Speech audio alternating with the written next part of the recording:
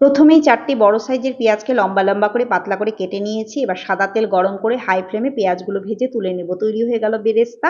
এদিকে 750 গ্রাম নিয়ে নিয়েছি খাসির মাংস। এগুলোকে খুব ভালো করে ধুয়ে পরিষ্কার করে নিয়েছি। এর মধ্যে আদা, রসুন, কাঁচা লঙ্কার পেস্ট দিয়ে দিলাম 1 বাটি, 1 চামচ হলুদের গুঁড়ো, 1 চামচ লবণ, 1 চামচ কাশ্মীরি লাল লঙ্কার গুঁড়ো, 1 চামচ জিরের গুঁড়ো, 1 চামচ ধনের গুঁড়ো, 2 চামচ বিরিয়ানি মশলা, কিছু বেরেস্তা আর বেরেস্তা ভাজার তেল অল্প পরিমাণ দিয়ে দিলাম, ফেটানো টক দই আর 2 চামচ পরিমাণ কেওড়ার জল।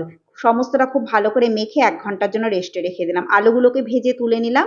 এবার ওই তেলের মধ্যে কিছু জিরে ফোড়ন দিয়ে দিলাম কিছু গোটা গরম মশলা আর তেজপাতা। তারপর মাটনটা এর মধ্যে দিয়ে খুব ভালো করে কষিয়ে নেব। আর গ্যাসের অপর দিকে আমি 1 হাঁড়ি জল বসিয়ে দিয়েছি ভাতের জন্য।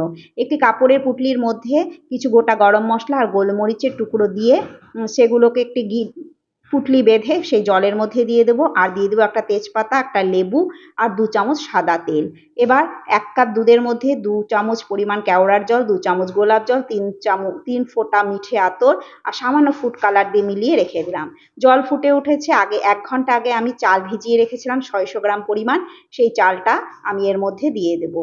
তারপর মাটনটা খুব ভালো করে কষিয়ে নিয়ে এর মধ্যে পরিমাণ মতো জল দিয়ে, অল্প পরিমাণ জলটা একটু কমই দেবো। তারপর এর মধ্যে আমি ভেজে রাখা আলুগুলোকে দিয়ে এগুলোকে প্রেসার কুকারের মধ্যে দিয়ে দেবো। গ্যাসের ফ্লেম লোতে রেখে প্রেসার কুকারে 2টো সিটি মারলেই আমাদের মাটন একদম তৈরি হয়ে যাবে। আর ভাতটা 80% সেদ্ধ হয়ে গেছে, সেটা নামিয়ে নিলাম। এবার মাটন থেকে উপর থেকে কিছুটা তেল আমি উঠিয়ে নিলাম।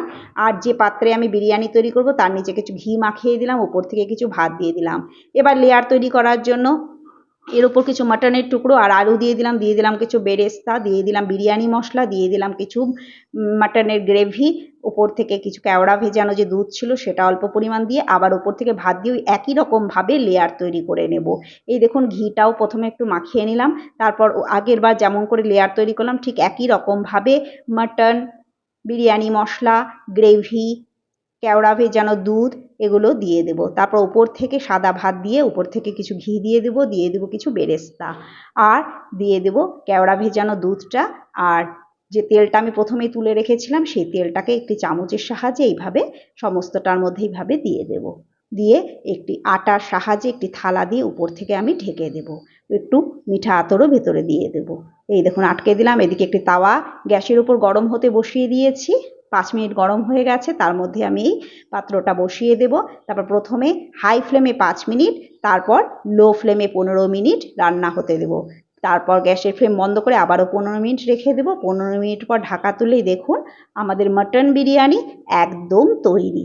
দেখুন কত সুন্দর হয়েছে।